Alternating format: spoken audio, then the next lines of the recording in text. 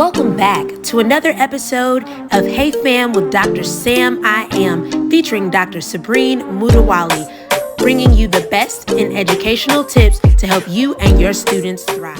Hey fam, Dr. SAMiAm here again, back to you with another video. Parents, this one is for you. Okay, but before we get started, please don't forget, please make sure that you all like this video, hit those thumbs. Make sure you all share this video, be a blessing to somebody else by sharing this video. Please make sure that you subscribe to my channel below. And don't forget to click on that little bell so that you can receive notification whenever I post a brand new video. So parents, we are back with our 911 Help Dr. SAMiAm series. This is part 4, and parents, we're talking all things environment.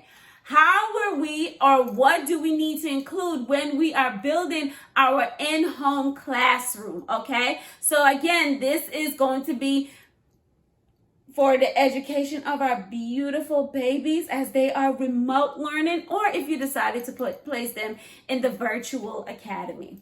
So 5 tips. You guys know I love the number 5. So 5 tips that we're going to talk about today as we're building the environment for our in-home classroom. Tip number 1, lighting matters. Lighting matters. Lighting matters. The lighting in the room where your child is going to be learning matters. As I'm sitting here recording this video, I have my overhead light and I have my ring light. But the light that I'm talking about is the natural sunlight. Research has shown, when I was reading several research, and research has shown that if a child is exposed to natural light within the classroom, that they're about 18% more likely to do better on their tests. Can you believe that? 18% increase in test scores just from lighting. So please make sure that there's some form of natural lighting within the classroom, whether it is that there's a window, there may be double French doors where the child is able to be exposed to natural lighting. However, we know that this is not possible in every home. So if that is not the case in your home, you have a room, but the room does not have a window, I have a tip for you. Get a desk lamp. Get a soft white bulb and place it into that desk lamp and create as much natural lighting environment as possible. But lighting does matter. You want to make sure the child has the exposure to brighter light and natural light in their classroom. Tip number 2, we want to make sure that the air temperature is conducive to learning. You don't want the room too hot or too cold. Okay, you want to make sure that it is just right. Sometimes if it's too cold, it can become a distraction. The child can get sleepy. Same thing if it's too hot, okay? It becomes uncomfortable. So you want to make sure that the air temperature is conducive to the learning style of your child. Ask the child, is it too hot? Is it too cold? Is this better? All right? Tip number 3, we want to talk all things furniture, okay? So let's think about this. When we're talking about the furniture in the actual classroom, one of the things I would say, don't buy any expensive furniture unless you want to. Go to Goodwill. Find you little small pieces that you can make an in-home classroom with. And I would even say go as far. Of course, you're going to have to do a little repair, or you may want to change a paint or anything like that. Take that as an opportunity to learn. Do some DIY. Spend some family time together setting up that classroom, changing up the furniture. Maybe you decide, hey, I want to make this desk white, or I want to make this desk red, but you bought a black desk. Of course, we're going to have to do some scraping of the paint, sanding, all the other stuff. I don't know.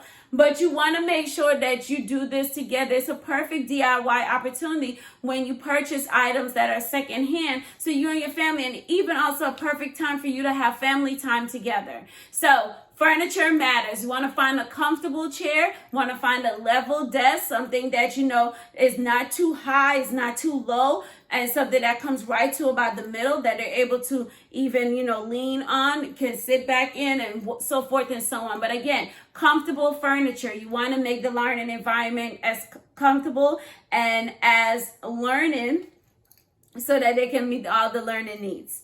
So number 4, okay, number 4 on our list, we're talking all things environment during this remote learning. Declutter the space. You guys know I have my handy dandy cell phone as usual. Declutter that space. You want a room, you want to have enough space so that they can reach down, pick up stuff from their book bag. And yes, you can have an actual book bag in remote learning. Or, you may have supplies or different things all throughout that specific area or specific space within the room. So declutter that space. That space should not have toys unless it's manipulatives that you're using to show or demonstrate an activity for the lesson. Or if even the electronics, you don't want a television in that space, or you do not want a gaming system in that space unless it is being used for the lesson, because I know some online platforms such as Canvas can be accessed through an Xbox. Okay. And so, but when we have that area, you want as less distractions as possible. Okay. I will not suggest putting them in a room where there are, again, a ton of electronics that will be distracting. When they do have that window, don't situate their desk directly in front of the window, because things going by, people, cars, children playing outside, whatever it may be, can also be a distraction. Okay, so you want to, again, declutter the area. You want to have as less things as possible unless it's necessary for them while they are learning or while they're in their in-home classroom. But then again, also make sure that the space, wherever it may be in your home that you've created for that home school or that home classroom, is also minimizing, minimizing the actual distractions in that room. Okay. And my last tip number 5, is going to be decorate and get the child's input. There are so many things available out there that you can use to decorate your classroom. Ladies and gentlemen, my favorite, Dollar Tree. Okay, go to Dollar Tree. Dollar Tree has so many borders. They have so many supplies that teachers use. I remember when I was actually in the classroom, I went and purchased a lot of my supplies from Dollar Tree. You can get those stackable containers that you can put color pencils, marker, crayons, all those different things inside. They come in so many different colors. You can get little fancy baskets. You can get little fancy pencil and cup holders and all these wonderful things right at Dollar Tree. Decorate and ask your child for their input.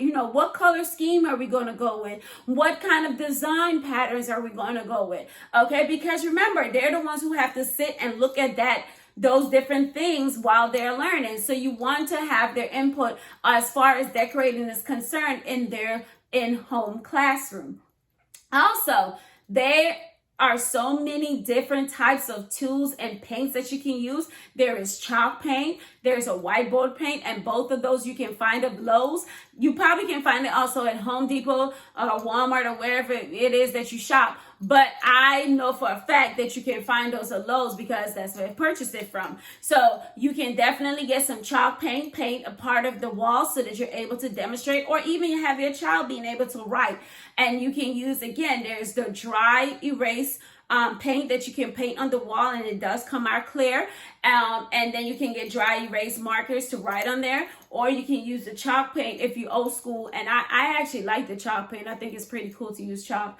And so if you're old school, you can use the chalk paint. You can paint a piece of the wall, and so that, again, your child can able to, when you say get it to the front of the classroom or to the board, it mimics just like they're in school. So I hope these tips helped you guys on today on creating an environment that is conducive for your child's learning, even during remote learning. Environment matters. So again, number 1, lighting matters.